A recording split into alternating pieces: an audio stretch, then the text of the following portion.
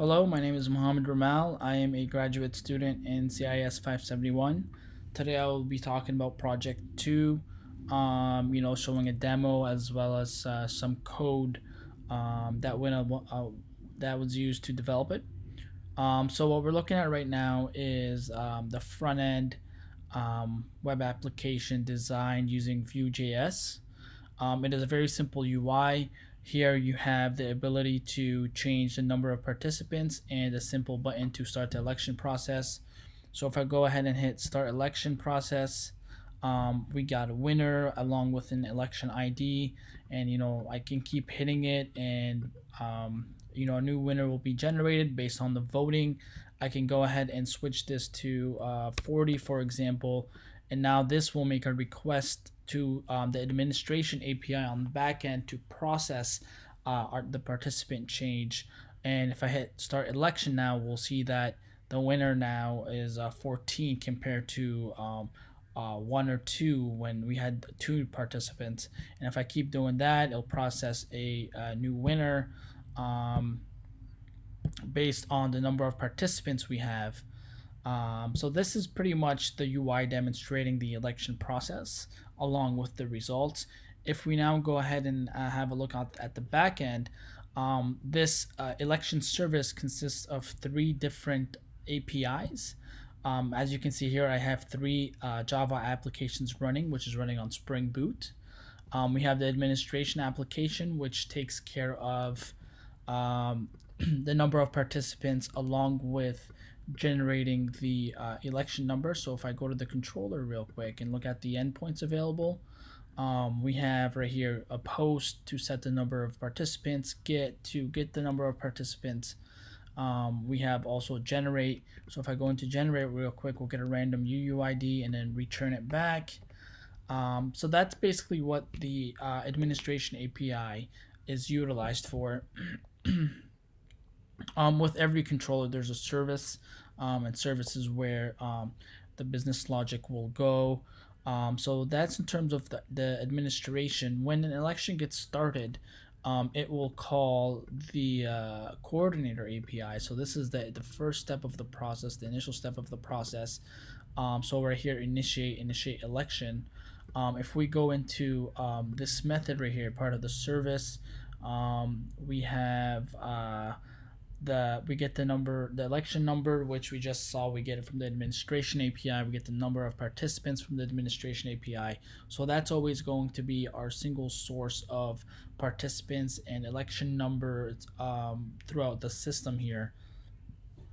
We have a bit of error handling.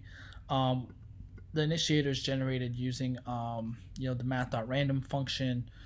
We store some information about the election in case there's multiple elections going on. We can always reference it when we get votes, when we're processing votes.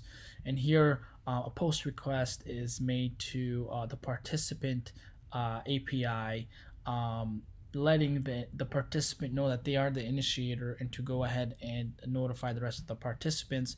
So if we just take a look at what else the coordinator can handle here, it'll get the initiator response. So the initiator will normally send back, here's the number of participants, the election number, along with its vote. And we also have an endpoint here to handle voting in general from the rest of the participants. Um, so if we go ahead and just look at one quick thing in terms of breaking ties when it's time to get an election winner. So here, if there's ever a tie, then we use the flip a coin logic algorithm where a random number is generated, and if the coin flip is, for example, heads, which is 1, then participant 1 is selected to win the election, um, versus participant 2, and vice versa. So that's how we break ties. If we go ahead now and touch on the participant API, let me go ahead and close this and open this. Just to quickly go over its functionalities here. The participant API will have an endpoint to process the initiator. This is when the coordinate notifies this participant that they are the initiator here, there is the request to vote. So here, when the initiator tells all the participants, hey, please vote, that's the endpoint that will go ahead and generate the vote. So if we do here, we do get vote. Here we do a math.random to see what voting method this participant is going to choose.